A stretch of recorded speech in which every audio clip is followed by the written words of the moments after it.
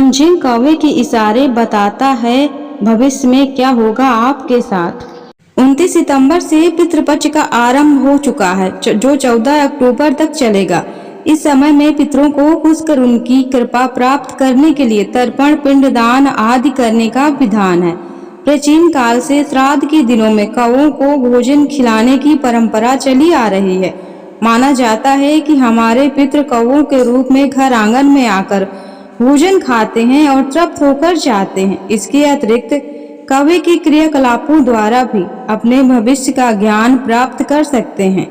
अगर स्वप्न में कौवा मिठाई खाता हुआ दिखाई दे तो यह समझना चाहिए कि कहीं से धन प्राप्त होने वाला है। अगर स्वप्न में कौवा किसी पुरुष की पगड़ी के ऊपर बीट कर दे तो उसके घर में संतान का जन्म होता है। अगर कौवा किसी स्त्री के वस्त्र पर बीट कर दे तो वह संतान को जन्म देती है। अगर किसी मकान की दीवार अथवा मुंडेर पर बैठकर कौवे परस्पर झगड़ना आरंभ करें तो समझ जाना चाहिए कि उस मकान में थोड़े ही दिनों के भीतर उपद्रव होने वाला है। अगर शनिवार के दिन प्रातः सबसे पहले मकान के ऊपर कौवा बारंबार काऊ काऊ बोलता हुआ दिखाई दे तो शुभ लक्षण समझना चाहिए। अगर किसी घर की छत के ऊपर मरा हुआ कौवा मिले तो समझना चाहिए कि उस मकान की बर्बादी होने वाली है। और अगर कौवा किसी के घर से जेवर उठाकर ले जाए तो समझ लेना चाहिए कि अब उस घर के रहने वालों का दुर्भाग्य आरंभ हो गया है।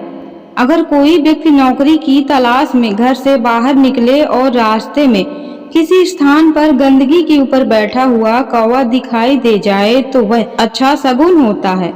विवाह के अवसर पर बांटी जाने वाली मिठाई में से अगर कौवा मिठाई का दाना लेकर उड़ जाए तो समझना चाहिए कि उस नवविवाहित दाम्पत्य को पुत्र रत्न की प्राप्ति होगी।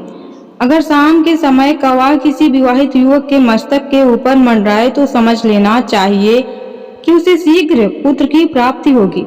अगर प्रातः काल के समय कौवा किसी कुंवारी कन्या के मस्तक के ऊपर से उड़ता हुआ निकल जाए तो समझ लेना चाहिए कि उसका विवाह शीघ्र हो जाएगा। अगर प्रातः कोई स्त्री अपने मकान की छत के ऊपर किसी कौवे को मरा हुआ देखे तो समझना चाहिए कि वह विधवा हो जाएगी।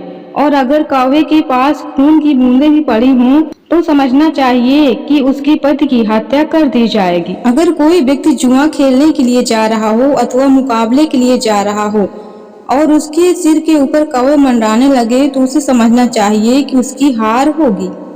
दोस्तों, जानकारी अच्छी लगी हो तो प्लीज हमारे चैनल को like, share, comment, subscribe. Thanks for watching my video.